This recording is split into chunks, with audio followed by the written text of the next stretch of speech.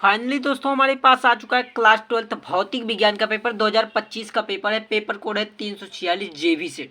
तो आइए इस सेट का सलूशन करते हैं और आपके कितने प्रश्न सही हुए कमेंट बॉक्स में जरूर बताइएगा।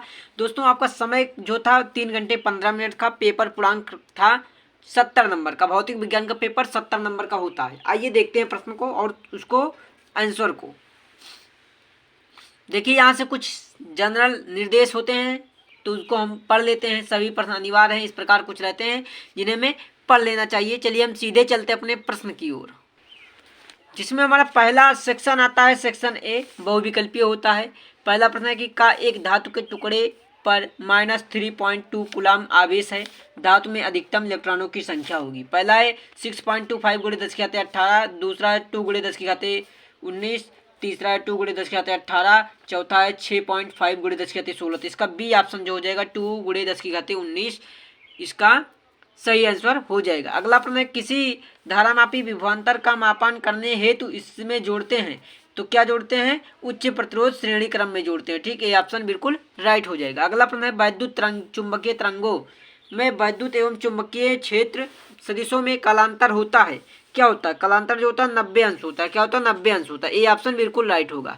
अगला प्रश्न देखें, कह रहा किसी प्रिज्म कोण ए है तथा न्यूनतम विचलन कोण प्रिज्म कोण के बराबर है। प्रिज्म पदार्थ का अपवर्तनांक होगा 2 sin a/2, 2 tan a/2, 2 cos a/2 या cos a/2।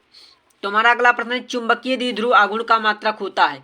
चुंबकीय द्विध्रुव आघूर्ण का मात्रक क्या होता है? एम्पियर मीटर या एम्पियर मीटर स्क्वायर या एम्पियर प्रति मीटर स्क्वायर या फिर मीटर स्क्वायर प्रति एम्पियर। तो इसका सही आंसर हो जाएगा। अगला प्रश्न है कि क्या धातु सतह के लिए देहली तरंग दैर्ध्य 2000 एंगस्ट्रॉम है। 1000 एंगस्ट्रॉम का विकिरण आपतित होने पर उत्सर्जित प्रकाश इलेक्ट्रॉनों की गतिज ऊर्जा होगी। पहला है 6.2 EV, दूसरा है 12.4 इलेक्ट्रॉन वोल्ट या फिर है चौथा, तीसरा है 3.6 इलेक्ट्रॉन वोल्ट, चौथा है कि 2.6 इलेक्ट्रॉन वोल्ट। तो इसका सही आंसर हो जाएगा ए ऑप्शन 6.2 इलेक्ट्रॉन वोल्ट। ठीक, अगला प्रश्न देखें तो यही सब इंग्लिश मीडियम है। आगे चलिए देखते हैं अगला प्रश्न।